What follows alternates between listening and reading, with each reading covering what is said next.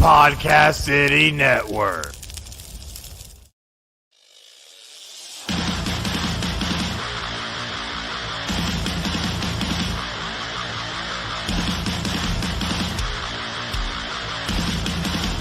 This is Brad Chandler, and you're listening to The Brad Chandler Show.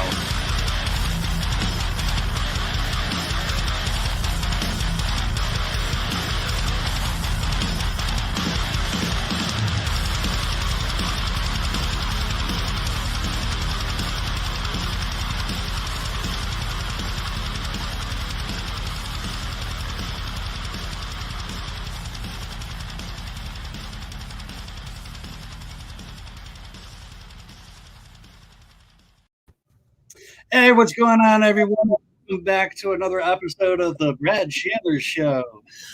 With me today, I have Marrissa Ann of Marrissa Ann Photography. I'm not sure. Are you still doing the Marrissa Ann Photography? Yes. It's just kind of been on somewhat of a hiatus. Yeah, a little bit, especially with moving out of the area and then work and being focused on that and then being focused on coming back to the Northeast. Yeah, so you ended up, you were in Connecticut, you were doing the photography in the Connecticut scene, and then you left us. Kind of need a job. Having a job is pretty important, so then I could actually buy more photography, things. They are not, inexpensive by any means. Yeah, so I definitely appreciated everything that you did for the scene while you were here, especially for the shows that I played and whatnot. So Marrissa is a photographer. If you didn't know, our beautiful background here is a photography setting or whatever. Before we start into the actual episode, please go like our YouTube page, subscribe to the page, go follow us on Twitter. You can search for us, Brad Chandler Show, screwing up my own name here. So we have a really special guest today. We have, Marrissa, but we also have Lily. Sorry, Marrissa, I'm just messing with you. Love your dog. Everybody loves your dog. Yeah. So you used to actually bring her to some of the festivals down in Connecticut. Like, how does she react when she gets brought to these live shows? Honestly, she really loved it and soaked up all of the attention from everybody. If anything, I find that there's probably more people trying to kidnap my dog than anything else. But I would definitely say that Cherry Street, they were really gracious about it, and they were really open to the idea. And every time I would go, especially, I would see Dennis, he's like, most metal dog ever. She's welcome anytime. So it always works out to be able to bring her. And, I always felt guilty leaving her at home. I mean, she listens to my music anyways. Why not have her right there? Right. Yeah. I know whenever I went to a show and she would be there, I'd probably focus more on the dog than I would on the show. And that's usually the case. And, in our intro, there was some footage of her with the vocalist from Begot the Nephilim. Oh, yeah. Holding, and he looks like a little, he's like, oh, you look at that picture and you're just like, oh, that just melts my heart. I think, honestly, it always kind of helped to break the ice, too, because, you'd see these big, burly dudes, and they come over, they're like, oh, my God, it's a puppy! And they're just a puddle after that. Yep. So, I mean, it was kind of a cool icebreaker, got to know people, and they got to know her, and they would come to expect that she was going to be there. But outdoors only. No indoors for dogs. That's not a good idea. No. So I'm just going to get straight into this. Love Lily. But what got you into photography? What was it that just said, hey, I like this, I'm going to do this?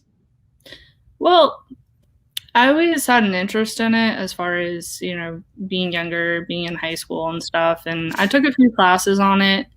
I would say that at that time, because, you're a kid, you don't really know necessarily what you want to do yet. it's going to take time for you to like figure out what things are really your hobbies or not. Right. But it kind of got re-envisioned, reignited, when I actually started hanging around with a bunch of people that, were into shows and into music. And Right. it actually kind of started really from, I hate to say it, but, hey, working at the door, and it's like, oh, can you take a few pictures since you're right there? Right. So that's kind of how that started. That's always how that ends up starting. Hey, you're doing this. Why don't you do this? And like, you get all these people that are taking photos with their cell phones. But you have professional equipment. Yeah, exactly. Everybody's a photographer nowadays, right? A cell photographer. So that's got to be annoying when you're going out at shows or anywhere in general in the public, and you see somebody being like, "I'm a photographer," and they just whip out their phone and start taking pictures. It can be. I mean, I definitely understand it. I understand how big it is, especially because, my primary job, I work for a major cell phone company. So I definitely understand the ins and outs and why it's promoted so much, and like why it's like, hey, why get a camera? Everything's right here, just take it out and do that. But I think that a lot of times the problem is that people don't realize when you actually have someone there with a camera that they're trying everything they can to get their shot. And if you're sticking your phone right in the middle of it, it makes it pretty difficult. And honestly, it aggravates people because they work hard to try to get their shot. Yeah, I actually ended up learning a lot about that from my sister, who's a photographer, and she used to yell at me, and be like, "Why do you do like cell phone shoots and stuff like that? You can just contact me." And I'm like, "Oh, yeah, you're right, and I'm sorry." And I feel sorry anytime like I'm gonna go do these pictures, and I'm not gonna use a photographer. I have to say, one of my favorite things that I remember you telling me is your one of your favorite things is that when a musician acknowledges you mm-hmm. and is looking straight at you while you're taking a picture. Right. And it's not something they have to do because you want them to stay in the moment. And I remember when Composing the Apocalypse played, what was it, RPM Fest? RPM, yep. Yeah, and I remember I was so tired. I got like 2 hours of sleep. I was fucking hammered. I saw you. Yeah. And you looked right at you, stuck my tongue out, had this big shit-eating grin on my face. And I told you exactly why I did that. I was just like, I did that because that's what you told me. That's what you like. So besides getting like the actual attention of the musician while they're playing, what are some other favorite types of shots that you like? Obviously, candid's got to be up there too. I would definitely say candid. Is a cool one. But I have to really give the torch as far as candid shots to Angie, 100%. Yes. Like there's really no touching her when it came to that. But I would say just in general, live shots really, I like that you're vibing with the music, you're feeling it, you're right in the thick of it. And it's like, I feel like I'm amped up by that energy. And to be able to be like, okay, I know what you're feeling in that moment potentially, and then capturing it. So I personally would say live, specifically just doing it, just instant, not even really thinking about it. That's just more so what I've been into. As far as like the whole candid thing, not so much, the whole post per se, not so much. I'm sure you saw that wasn't really my thing. When you talk about Angie, who I have to reach out to her to reach out to her and try and get her on the show too. We'll have to both try to like tag team and be like, "Hey, Angie, you should come on and talk about." She lives 45 minutes from me now, so I've been trying to get in like her in person. I'm like dying to. Yeah, she moved too. She is in house. Yeah, good for her. I totally miss you guys. It's you know, the music scene obviously isn't really doing much right now because of the whole coronavirus. And you know, I ask basically every guest that comes on here, how's that affecting you? Like, you know, are you working? Are you staying safe? Are you know, how's your family? So definitely I'm working. I mean, like I said, my circumstance is a little interesting. I was down in North Carolina, as you know, for 3 years, you know, because you came to my going away party, the crying fest that it was. So I pretty much figured out that the South isn't for me. It's just not, you know, as fun when you don't have your family, your friends, your, you know, social community there. So I did everything possible for a year to make sure that I could come back. So I landed a job in Wilmington, Mass, and I have not seen my office, have no idea when and or if I'll ever see it due to Corona, and kind of got thrown into just like, hey, here's your new job. You have a buddy here. They're going to kind of show you what to do. So I've been doing that now for the last 10 months. I've been in this new role. So it's going as well as it can. So everything's virtual right now. Yes, everything's virtual. Like everything as far as training. Like I never saw any of my bosses in this new role. My supervisor was in Buffalo, and I just got a new one that's in Irving, Texas. So it's a little challenging with the time difference and me being over here and all that. Trust me. I know about the time difference. I have another podcast that I do with a friend of mine down in Texas, and I was texting him this morning, and he stupidly texted me back, and it was like 8:00 in the morning our time, so it's 7:00 their time. Yeah. So I'm like, well, fuck it. He's awake. I'm gonna call him. So I call him. He's like, dude, you know it's like 7:30 in the morning. I was like, oh shit, I forgot, dude. But you answered. Right. Yeah, that kind of is like where it gets a little tough, because it's like I'll ask my boss to do something, and then it's like I'm sitting here and I'm like, I leave in like 30 minutes. Like why isn't she doing this? Right. And she forgets that, oh, I'm not in Texas with the rest of her team. So that part could be a little challenging. But outside of that, I pretty much am like a certified hermit, trying to stay safe, try to keep my family safe. Both my parents would be considered high risk. So I don't want to, get any cooties nor spread any cooties. And my dad laughs because anybody who like might have it, he's like, there's a new cootie zone. And I'm like, yes, it is. It is the new cooties. Have they gotten their shots? Actually, my sister is the only one out of us that's done it, but she works for Yale. So with them, it's something that they'll let them do it because eventually they want them to go back to the hospital. Okay. So we just got the first one, and I think pretty soon she's going to get the second in a few weeks. Yeah, this whole thing is getting a little out of hand. It's almost been a year. And I'm sitting over here like spitting all over the place. So when you went to, where was it? West Virginia or Virginia? No, I actually went to Wilmington, North Carolina. Oh, I don't know why I thought it was Virginia. So when you went down there, did you have any shows? Did you end up meeting up with people, like doing some photography, or was that just like a bust down there?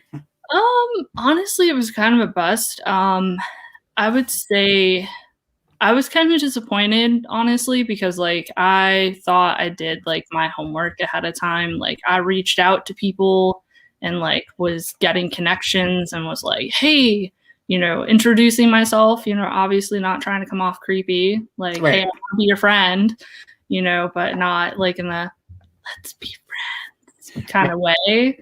But it was not what I thought.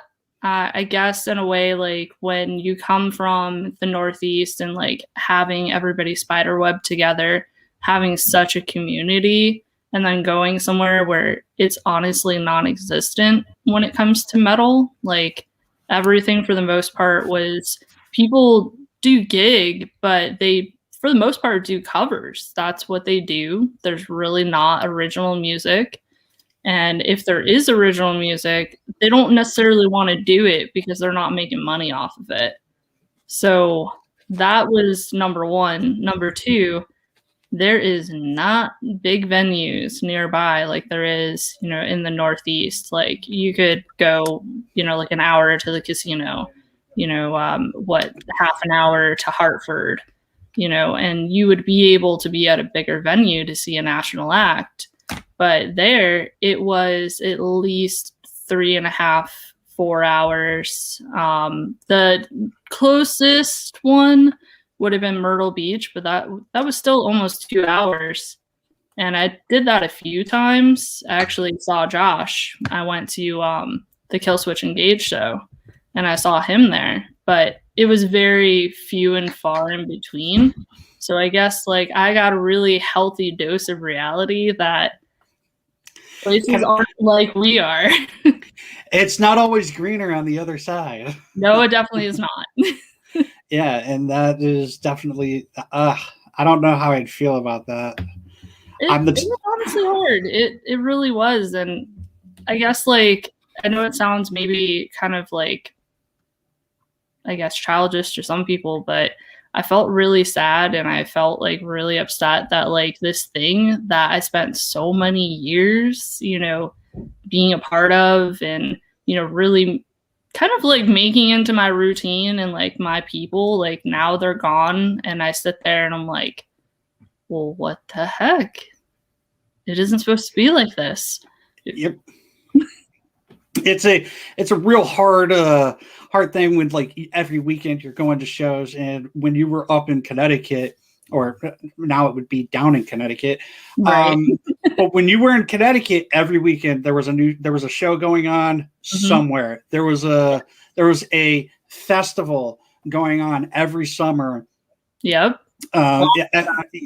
You knew that RPM Fest was going to happen. You knew that Bacon Fest was going to happen. There was Hoth Fest was going to happen. I think that was a winter festival, though. But you knew all these festivals that were going on, and then you moved to a different part of the country. Granted, it's still on the East Coast, but you're moving to a different state. You don't know a lot of people down there, and then now everything that you've been doing for so many years, it's cut right out, and it's just basically like, wow, man, and it's hard. It's real hard. It is. And I would say, generally, I mean, I think you guys know by now, like I'm a pretty like calm, easygoing person. I don't think I've ever seen you super angry. No, and that's the thing. Like, I don't get like I'm kind of like one of those people where like my dad always thought it was hilarious. Where if I actually really get angry, like he doesn't even want to be around me because he's just like he's gonna explode. But I just like to just be calm, just be happy, and just kind of do things that make me kind of stay in that zone. And I would say like being away from like music and like the actual like social environment and being a part of something, honestly, like I would say for the first time, like I really felt like depressed for a while because I didn't know what to do with it. I could definitely understand that. Like I said, being away from something that you were like, it was basically a part of your life. It was a big part. It was every weekend. You were doing something, or it was something to do with music where, people would come see you, or you would go see their bands and stuff like that. Like Josh is from, where is he? New Hampshire? Is that where Pagat's from? Yep. Josh is from New Hampshire. He's from New Hampshire. You see him down in, where did you say again? Oh, I saw him at in the Carolinas. You saw him down in the Carolinas, down Myrtle Beach for Killswitch Engage, and I mean that must have brightened your day up just because you got to see somebody that you knew. Yeah, I mean, like, I know, like, maybe for him it wasn't, like, as big of a deal, but I was just like, yeah, I have a friend. I'm gonna go see them, and, like, it was cool. Like, I got to chit-chat with him and, like, following him around, and he's, like, showing me the stuff that he does, and I'm just, like, soaking it all up because I'm like, ooh, I have friends, somebody that knows me. So that part was definitely fun. I will say down there, I did make a friend that was a musical friend, and it was cool. His name is Wesley. I actually had brought him to Connecticut once during the winter time, of course, of all times. He had never been that far north before, so I had actually brought him to Toad's Place for the Hatebreed show because I was like, well, if you're gonna come, you're gonna come for a show. Yeah, you gotta come for a show. And I was like, oh, Hatebreed's playing, and that's just the thing. Usually every year I went and saw them. But with him, it was just so different, the style of music. He did do some originals, but he also did a ton of covers. And not to take anything away from him because he's a really talented musician, it just wasn't the same. It didn't fill the void for me. Yeah, I was actually just talking to Zach from As Misery Fades about covers and whatnot, and it seems that's the way a lot of bands are going nowadays because nobody really wants to hear those original like brr, brr, brr. They don't want to hear that stuff. They want to hear stuff they already know. I mean, I think that it kind of comes down to, number one, it's like it's going to be an acquired taste. It's definitely not for everybody. I mean, I can tell you that, my fiance, he doesn't like metal. He doesn't, really want to go to shows and all that. Like, I mean, for Christ's sake, he likes country. So there's that, So it's like, well, I'm sorry, but I love it. It doesn't matter. So did he get you into country now? No, not like that. I still listen. Like, I like everything. I definitely still listen to metal. Like last night, he came home, I was making dinner, and I have a playlist that's dedicated just to New England locals, and that's what I was listening to. He comes in, you got the Nephilim was right in his face, and he was just kind of like, oh, hey. That's hilarious. Yeah, he's from. You met him when you were down in Carolina, right? Yes. So that was. You said you didn't really get anything while you were down there, so. I mean, I did get him, so I mean that definitely helped. It was kind of like really one of the only people per se that like kind of helped to keep me sane besides a few people. I had a roommate that was really, really awesome. We were absolutely polar opposites as far as she's super tan, I'm not. She loves everything pink, obviously not so much, but we get really well. But yeah, I mean, when she moved away, because she actually is from Pennsylvania, so she moved back to Pennsylvania, I was really, lucky to have Chris. And, he definitely put up with, a lot of my, being miserable because I was like, I just want to go home. Yeah. Well, I hope one day that I get to meet him. And also, you mentioned you're engaged. I didn't know that, so congratulations. I couldn't see it, but I could tell what you were implying there. But yeah. Congratulations to both of you. Thank you. Like I said, I hope to meet him, and more so see the dogs. I mean, I do apologize in advance. Bear is not like Lily. He's a little jerk. I'll love him. I'll still love him. Like, he's going to bark. He's going to be like, and just like bark at you and just be like stranger danger. Like, that's his thing. Good. That's what he's supposed to do. Yeah. I love dogs. And you said he's smaller than Lily, so Yes. So back to the photography. Mhm. So most of the places that you did your photographs obviously were live shows. Yeah. And were there any bands? I'm not trying to say anything negative about like any of the other bands, but was there certain bands that you enjoyed taking photos of more than others? Well, that of course is going to be like a tough question because, to be honest, like I really loved everybody, so I wouldn't say necessarily that there's people in particular that I'm like, about taking pictures of, So, but so I guess I guess I kind of said that in the wrong sense there. Um, so I know that bands like Cyperna, um, you would be there to like take a couple photos and then soak in the show. right. So that's what I was trying to get at. I'm not trying, like I said, I'm not trying to knock any of the other bands where Of course. like who's that like one band other than like I guess I spoiled it by saying Cyperna. Well, I mean, I definitely have a few that I could say that, are definitely like in my top, if that's what you're asking. Yes. Um, Go ahead. I would say hands down, just because I feel like I got them and I understood them and like they were just really good friends to me. Definitely the Aberration. I'm sure Travis you knew that. Travis has been watching. So Oh yeah. Well,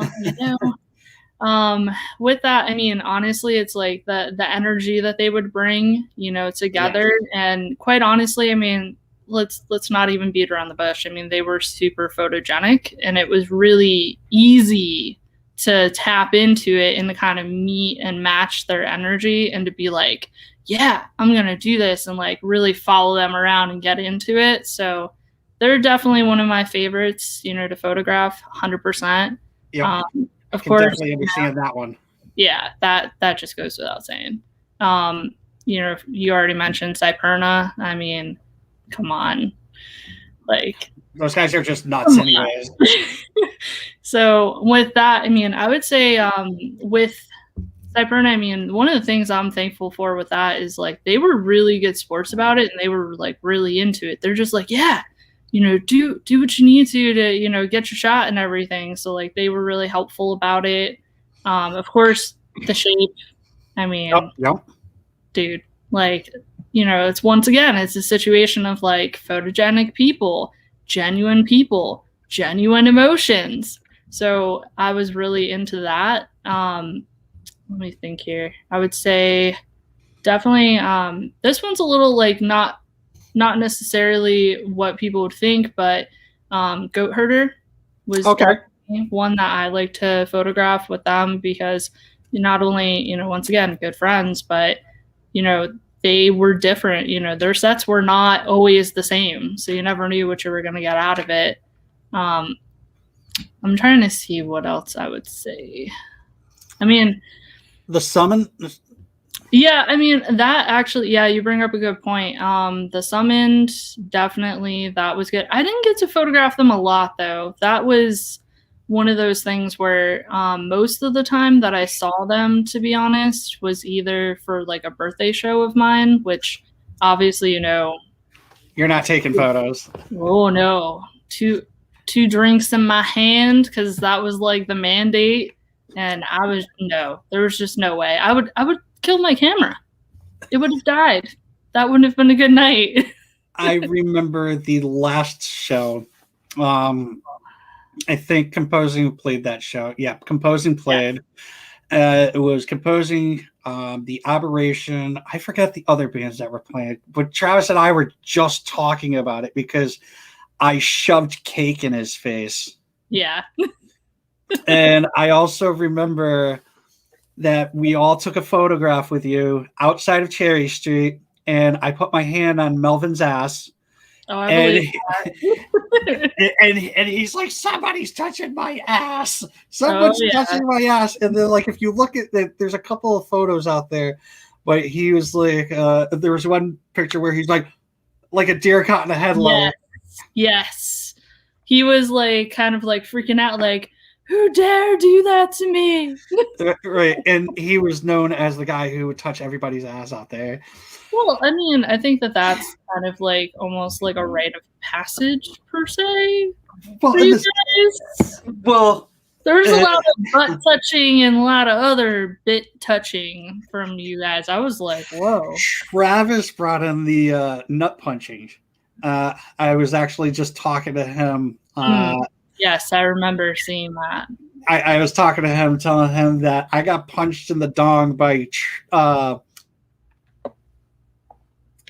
Tanner because he thought that I punched him when it was actually Travis. Right. Tanner. I was like, you son of a bitch. Yep. No, that definitely is the case. I mean, I saw like it would kind of like start out at a show and then it was like a freaking, sneeze. Like once it started, it never like seemed to stop. And I was like, what is going on here?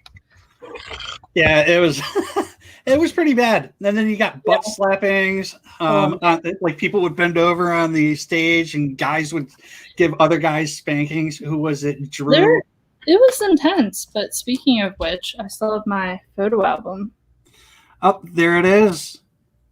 So I have this picture.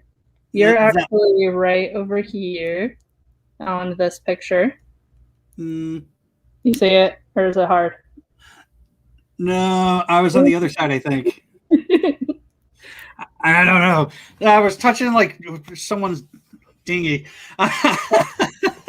Well, it looks like you wanted to go for Brian's, but unfortunately I was hugging Brian. So you made the air motion, but you didn't do it, which that's okay.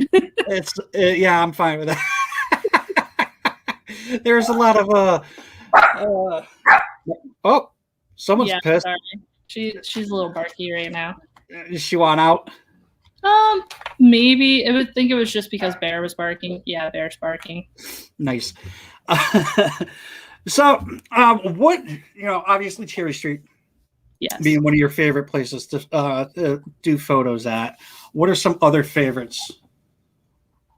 I definitely would say that Cherry Street was, definitely the one that I did the most at, and I would say I felt the most comfortable there. But I would have to say that the place that I thought was like really at the top of my list was RPM Fest. The way that the stages were set up. I mean, I have to say, as far as like promoters go that are not in Connecticut that I personally would like to work with, John is definitely at that top of the list. I mean, he picks good venues. He, runs a smooth show.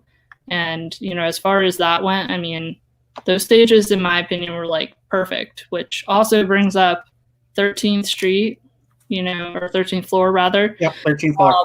Yeah, I'm like trying to think. 13th floor, that was good. A little dark in there, but it was cool, with the lighting that they had. Right. I would say the space, that wasn't too bad with the lighting. That was down in Hamden, right? Yeah, that's down in Hamden. Okay. I mean, there was just so many places. It's kind of hard to think about. Let's see. Toad's Place was definitely cool when you could do it. All right. Let's see. There was that one in Bristol. I forgot what it was called though. Bleachers? No, it wasn't Bleachers. It was a different one. It was like a smaller place. I know that Trav had mentioned it because it was very, very short-lived. Was it the place with the vault? Yeah, the Reserve. Okay. Like, how cool is that? Like, you have a bank vault? I didn't know about that. And yeah. He told me, and I was just like, oh, what? Yeah, no, that was one of those where Eric actually was the one that I believe that found that place, and like him and Brian, kind of cooked together some shows. Like obviously that Misfits show, the Halloween one. Yep. That was like a really big one that was there. But I mean, come on, like a bank vault, Like, and I even sent him the video that I took. I mean, a crappy cell phone video, but he has it now. Yeah, you're now a video whatever videographer. Yeah, there you go.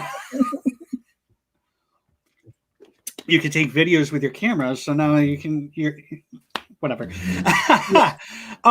So the Reserve, pretty cool place. I have to admit that when I think they changed the venue. Yeah, they ended up changing the venue for RPM Fest. I think it was in 2019. Right, and I was still down south, so they had to change it to the. I don't remember the name of the place, but it was like a gun place, like where they shooting range. Yeah, I saw something like that they had to change the location on it. I think it probably just had to do with the noise ordinance, I believe. Yeah, like I guess it was like too close to some of the people that lived there, and I think it was like they were freaking out, thinking like, "Oh my God, there's a bunch of rowdy people here." Right. I gotta say, I've been to RPM Fest once, played it. It was probably one of the most magical festivals I've ever played. The first night, I got like 2 hours of sleep. I was shit-faced drunk, and I ended up hungover as hell the next day.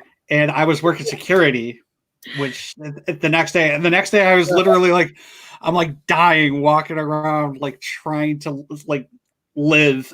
And somebody was asking me something. I'm like, I don't know. I just walked. I paid more attention to the actual, like I was watching the bands more than I was doing the security guard stuff.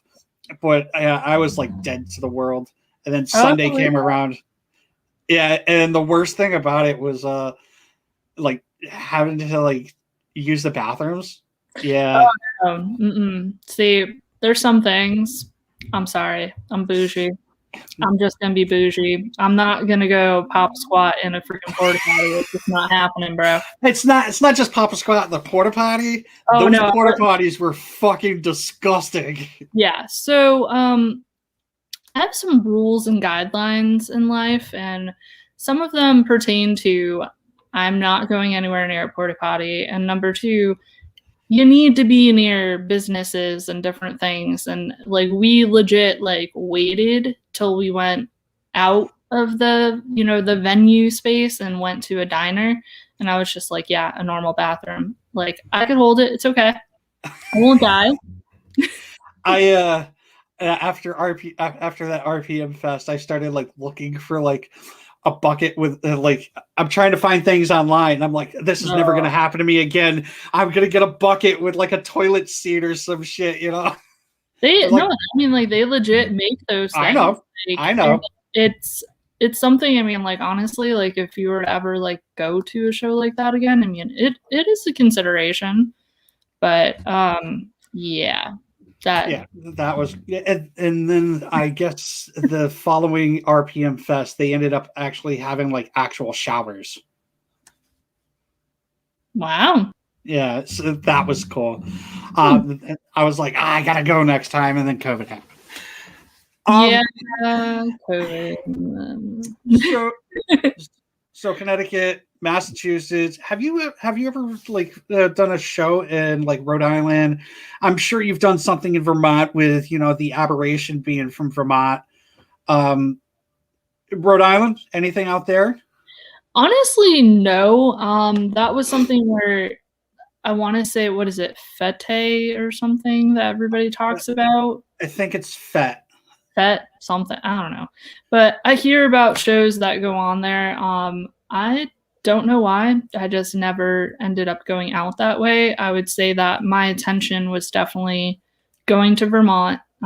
There was, quite a few shows that I would go up there, or just in general, I would go out to Vermont to go hang out with them. Then definitely Massachusetts.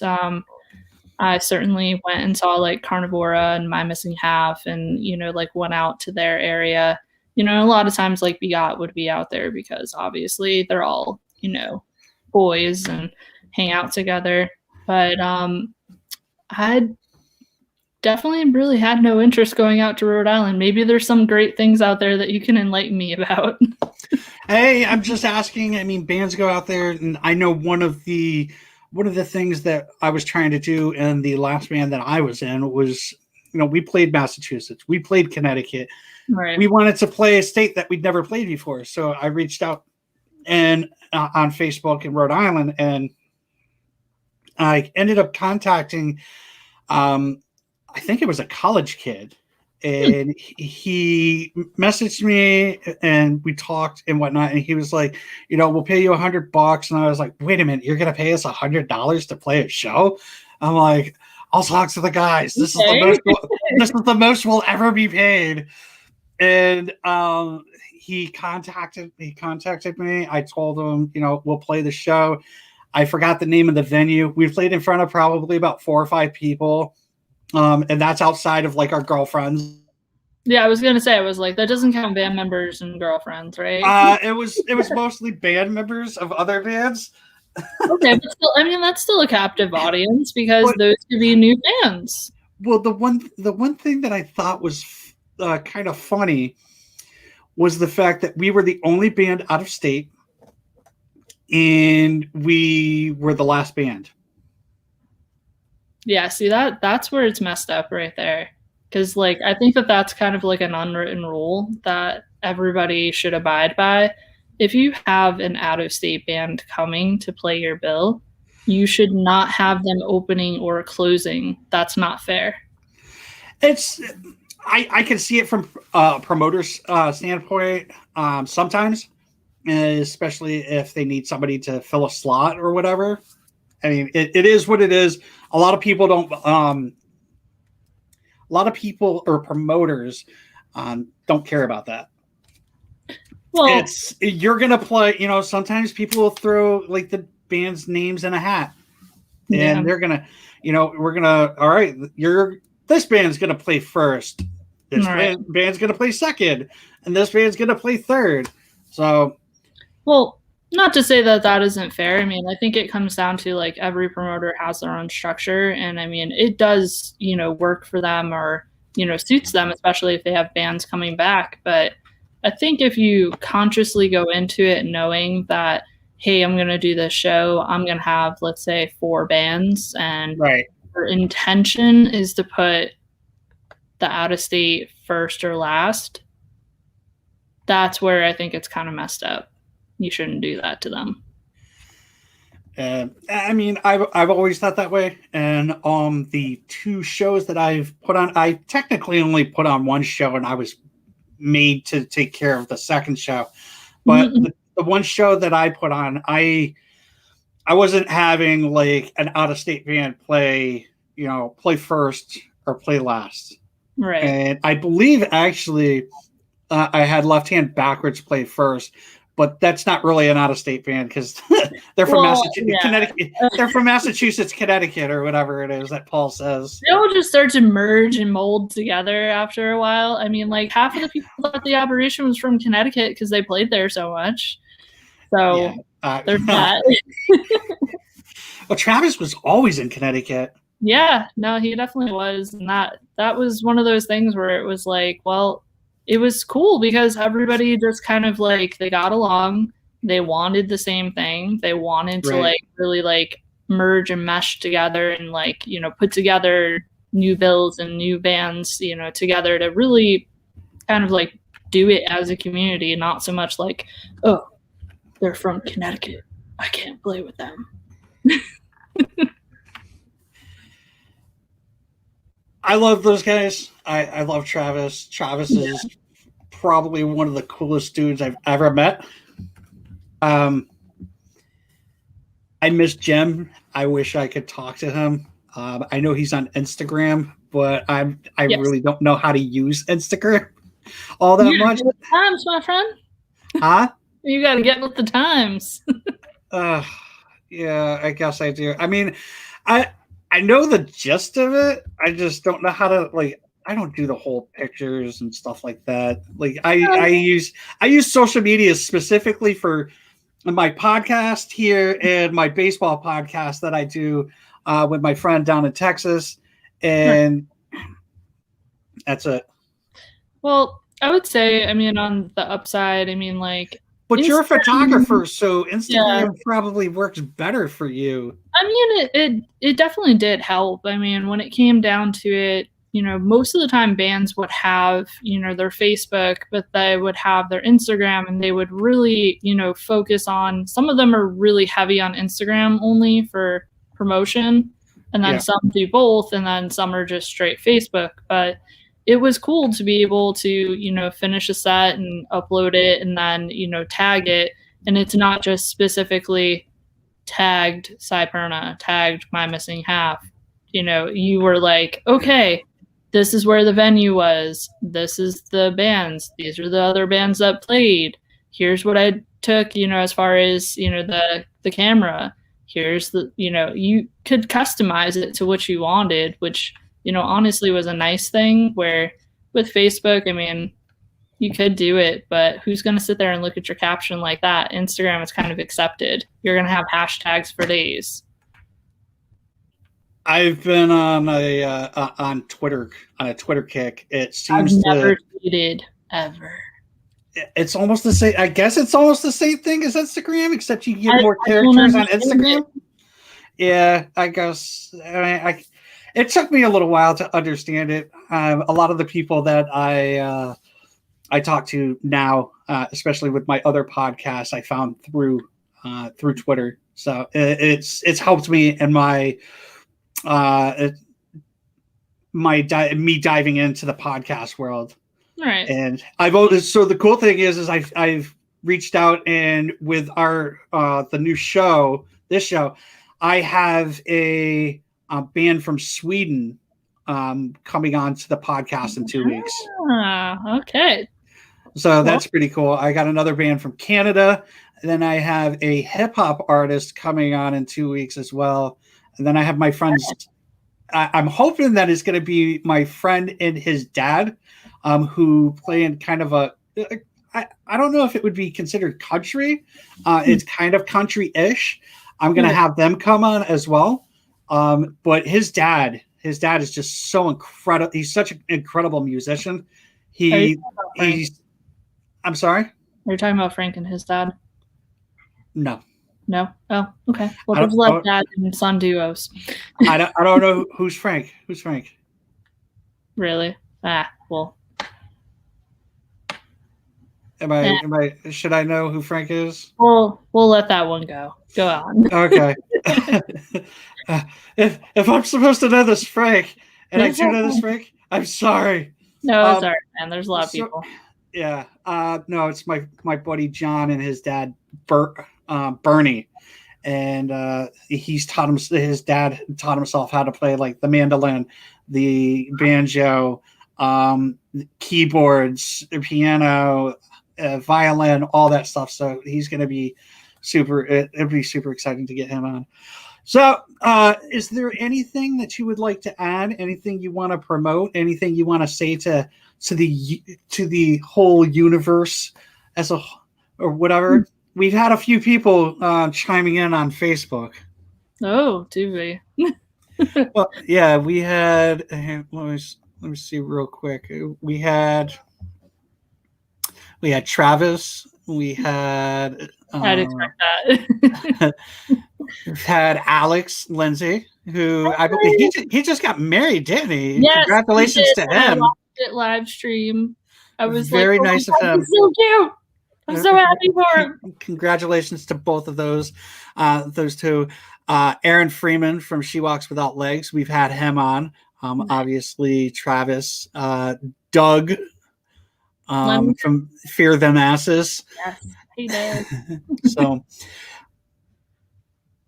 anything you want to say? I guess I would kind of say, like, I've been thinking about, this a lot, and I think that it's going to be important as, time goes on, that, we figure out how things are going to go, that when it is possible, to be together and to like participate when it comes to shows, to actually do it. Don't complain about it. Don't let all the little like cliques and politics and all the other, BS get into it. be there as a fan, support the fans that are there. Don't, balk at ticket prices, buy a piece of merch, be there, be present, be in the moment, because quite honestly, we don't have this anymore. What if that is the case? If when it, quote unquote comes back and you don't actually make an effort, it's not going to come back. It's going to be up to us to make it happen. Yep. I definitely agree there. And I'm hoping that one of my previous guests, Craig from Agnostic Front, we were talking, and he thinks that it's going to be all live streams in the future. I mean, I think that that's a possibility. I definitely wouldn't shoot that down. If I'm going to be perfectly honest, I would say that I was actually really impressed by the quality that, let's say, for example, like Opus just had his birthday show. Yep. And it was, spot on as far as quality. So I will say that in itself, I mean, I was like, okay, could I see myself watching a few? Sure. But if I'm also going to be on, really, really honest on the other side of it, I'm sitting there at home. Like, I have my dog in the other room, or, barking at the gate or crying, or I get distracted by something else, and it's like, it's not the same. It's not really the same whole experience as going to a show, hanging out with a bunch of people. Sometimes it's just small talk and just BS, but other times you have really long, heartfelt conversations with people that you wouldn't have sitting in your freaking living room. Right. It's just not going to happen. It's the going outside and smoking a cigarette and just getting some fresh air with some other metalheads. Right. That's how I met a lot of my friends, and that's how a lot of us ended up meeting. Yeah, and that in itself is really like kind of like what helped glue us all together. Like, I can say that I really cherish a lot of the moments that I had with people, like meeting like the Summond, and getting to know them. That was really cool. Like, I had a lot of really great conversations with them. Of course, with the Shape, like me and Brian, like we sit there and like we have like intense conversations. He shows me, new music, and like we vibe out, and it's just in general, it's like I look at it and I'm like, if I'm sitting there staring at a screen watching somebody play music, you're not vibing out. I'm not vibing. It's like I can genuinely still like your music and like to listen to it, but what's gonna really differ in that sense from me doing that versus me just hopping on YouTube and listening or watching a video if I feel like it? Very true. Very true. And I'm hoping that it doesn't go that route. I hope not. Well, Marrissa, I thank you so much for coming on to my show and talking with me. Hang on one moment. I'm going to actually play Travis and Jem's band a video. I try to end every show with a video of the band that is on. So I'm going to play Don't Poke the Bear by The Aberration, who just so happens to be good friends of both of ours. Very fitting.